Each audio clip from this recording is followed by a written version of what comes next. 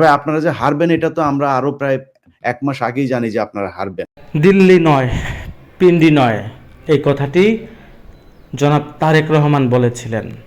আমরা এই দেশে ইন্ডিয়ার এজেন্ট যারা আছে এদের বিরুদ্ধে, ইভেন জামাত শিবিরের প্রোপাগান্ডা ছড়ানো এই জমাতি প্রোডাক্ট, পিন্ডির প্রোডাক্ট, পিন্ডি পাকিস্তানকে এই দেশে তারা ঠাঁই দিতে চায়।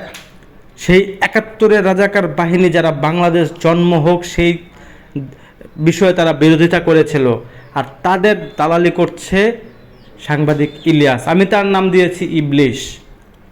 এই ইবলিশ পিন্ডিকে এই দেশে প্রতিষ্ঠিত করার জন্য যা যা লাগে সে করবে, এবং কি লাইভে এসে নিজেকে স্বঘোষিত রাজাকারও বলে, এবং সে পাকিস্তানের সাথে সখ্যতা রাখবে, যা যা প্রয়োজন পাকিস্তানকে দেশে প্রতিষ্ঠিত হতে দেবে।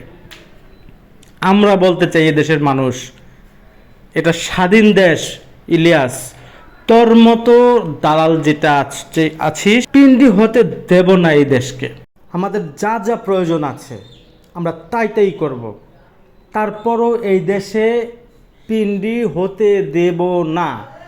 যেভাবে ইন্ডিয়ার শাসন এই দেশ থেকে আমরা তাড়িয়ে দিয়েছি, মাঠ পর্যায় থেকে আমরা জুলাই গণ অভ্যুত্থানে রাস্তায় ছিলাম, রাজপথে ছিলাম, তুই ছিলি অনলাইনে বগর বগর করছিস, তোর নো রিক্স, তোর নিজের মুখে নিজে বলতি বাংলাদেশে থেকে তুই আওয়ামী লীগের বিরুদ্ধে বলতে পারতি না। আর বেটা আমরা বাংলাদেশে থেকেও আমরা রাজপথে ছিলাম, কিন্তু তুই বিদেশ থেকে বসে এই দেশকে পিন্ডি হতে সাহায্য করছিস জামাত শিবিরকে।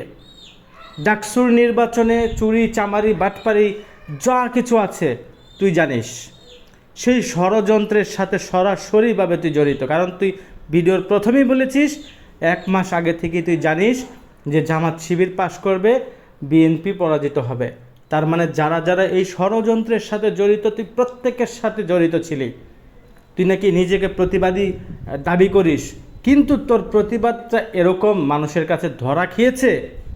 তুই একজন দালাল, তোর সাথে যারা চলে তারাও দালাল, ষড়যন্ত্রের সাথে তুই সরাসরিভাবে জড়িত। তোর বিচার ওই বাংলার জমিনে হবে, তুই তো বাংলার বুকে আসবি না ইনশাআল্লাহ। তোর এজেন্ডা যারা এই দেশে বাস্তবায়ন করতে চায় এদেরকে আমরা চিহ্নিত করব, এদেরকে চিহ্নিত করে এদেরকেও একটা সময় আইনের আওতায় আনা হবে। তোর ধান্দাবাজের বাংলা এডিশন নামের যেই বাটপাড়ির কারখানা খুলেছিস, এইটাও এই দেশে বন্ধ হয়ে যাবে ইনশাআল্লাহ, আজ এবং কাল। আজ হোক কাল হোক তোর এই বাটপাড়ি এই দেশের মধ্যে বন্ধ হবে হবে হবে। তুই পাকিস্তান এ দেশে পাকিস্তানিদেরকে আইনা পাকিস্তানি শাসন কায়েম করতে চাইবি, যেটা ইন্ডিয়া করেছিল আওয়ামী লীগের সাথে মিলতাল করে। তুই এখন জামাত শিবির রাজাকারদের সাথে মিশে এটা করবি।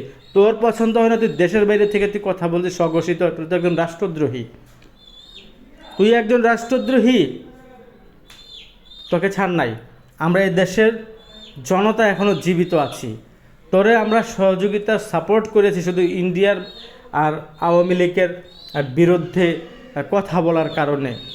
তার মানে এই নয় তোমাকে পিন্ডি বানিয়ে দিতে বলেছি, এই দেশ তোমাকে পিন্ডি হতে, এই দেশ সাহায্য করতে আমরা তোমাকে সাপোর্ট দেব। পায়ের নিচে স্যান্ডেল আছে ইলিয়াস।